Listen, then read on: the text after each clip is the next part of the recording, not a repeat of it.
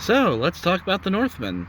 So, this was a movie that I was looking forward to for a while, especially because it's directed by Robert Eggers, who also directed one of my favorite movies of 2019, The Lighthouse. And it was really nice to see what he could do with a much bigger budget because, well, yeah, the Lighthouse had Willem Dafoe and Robert Pattinson in it. It was a very, very small in scope movie, and that worked completely for what that movie was. But it's cool to see this him direct something that's a lot more big and that's a lot larger in scale.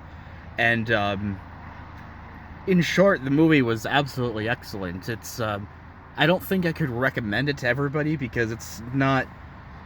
Whilst it's very straightforward story wise, a revenge story of um, a young Viking prince named Hamlet, whose father is killed by his bastard uncle, Fjolnir, who also kidnaps his mother. You know, very basic revenge plot because he grows up and goes after revenge and to avenge his. What's the line? It's avenge father, save mother, and kill Fjolnir, which they repeat all the time throughout the movie. The thing is, it's directed by Robert Eggers, who likes to make things go completely nuts in his movies. That, yes, it's very straightforward story-wise, but it's also completely insane and has a lot of very bizarre sequences that, if you just want, like, a badass action movie with Vikings, this might not be that, because, man, this movie goes in some bizarre directions, but still following a very, very straightforward structure, which I like. So, in the basic plot is Alexander Skarsgård plays young Amleth, who, as I said, is going to go on a revenge fueled journey against his uncle, who, as he grows up at the start of the movie, we see he's part of a Viking band that's in Russia, which is a nice change of pace because historically Swedish Vikings did not go to England or Iceland; they went into Russia, which was another huge area of Viking activity. And there he meets, or he learns that a group of slaves that they've captured are going to be shipped off to Iceland, and they hear, oh, they're being shipped off to King Fjolnir, and he's like, oh, who's that? And he's like, well, he was the king, but King Harold of Norway or Denmark, I can't remember which, kicked him out, and he's established his own kingdom in Iceland. So he's like, all right, I'm going to disguise myself as a slave, and so I can make my way there to avenge my father and kill Fjolnir. And there he meets a Slavic woman named Olga, played by Anya Taylor-Joy, who I think I just have to say is probably one of the most beautiful women out there right now. And of course, during the course of the film, they fall in love, or he falls in love with her because who wouldn't? But anyways, they make it to Iceland, and he's a slave, and kind of does a bunch of activity and kind of gets into the good graces of Fjolnir until eventually he's like, I'm gonna enact my plan. And there's also a lot of just kind of a mythological hero's journey because he keeps seeing and hearing all these things about his thread of fate, where he's going to find an ancient sword and he's going to fight Fjolnir at the gates of hell, and that I think there's going to be a maiden queen or something like that. And yeah, so which kind of that interweaves the fantasy aspects of it, which it's something Eggers did in The Lighthouse as well, where you're not quite sure, are the supernatural elements real, or is it all in their head, or maybe both. And in this, because you have stuff like in the beginning, his father was severely wounded during his expedition, so he's like, I want to help. I'm going to get my son to be, take the adult rite of passage, which, again, at first I thought, yeah, this movie seems pretty straightforward to start with, and sure enough, Robert Eggers did not disappoint by having the coming-of-age ritual be both of them go into a cave where Willem Dafoe screams at them, and they have to pretend to be wolves or something, and then they get real high off of some poisoned mead and see visions. But that's all pretty cool.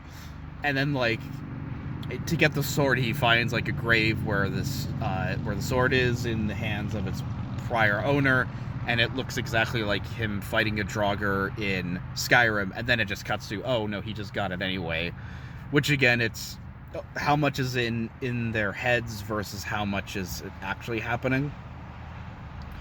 And something I really got to credit the film for is I like that the movie feels very, very authentic to that culture, or to the Viking culture, because what's nice is you don't have the main character be this cynical, not really believing in the gods, and like not really caring about the culture around him, blah blah blah.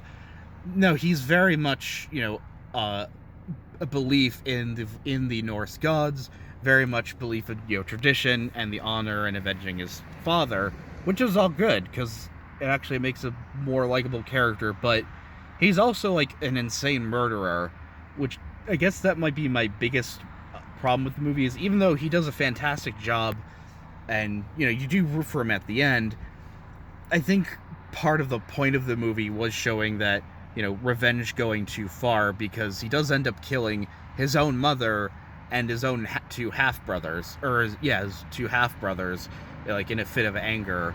And you do get and it like does show that Fjolnir in his new life in Iceland is actually pretty happy, although he does mistreat a lot of his slaves and all of that, because it does show that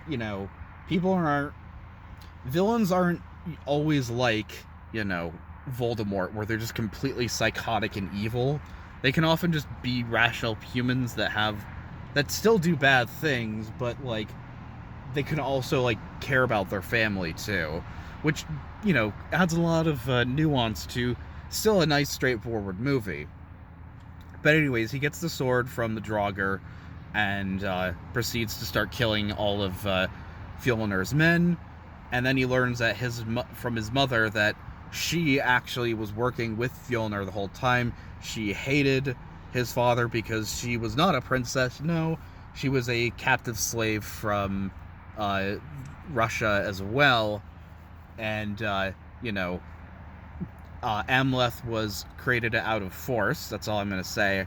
And so she kind of hates him and his father, and like, yeah. But eventually he kills her, and they end up, him and Fjolnir fight in a bloody battle to the death where they both die in a volcano in Iceland. And again, the cinematography, the look of the movie, the costumes and everything is all fantastic. It's weird that it's both very authentic and also like don't take this too seriously, because it shows like tons of like traditional Viking customs, and like costumes are accurate and just kind of like how people did things. But it also has like in the scene where he's with a Viking band in Russia, they all like strip to the waist and like go on an attack, and it's like, no, they would have worn chainmail, they would have worn gambeson or some form of armor, but that's for people like Shadiversity and Skolagrim to debate over. But at least you understand the tone of the movie is that he also matures from basically being a bloodthirsty monster fueled by nothing but hate. But as he falls in love with Anya Taylor-Joy, or Olga, but I'm just gonna call her Anya Taylor-Joy, and he falls in love with her because, again, who couldn't?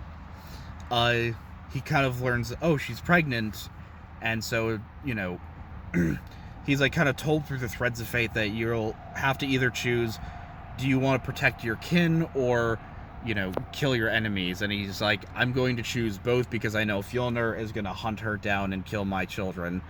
So, yeah. What is cool is also there are Christians in the movie, but they don't really treat them horrible. I mean, they're slaves, but it is kind of nice to see, like, oh yeah, there's some representation in there. It's not just all pagans all the time. But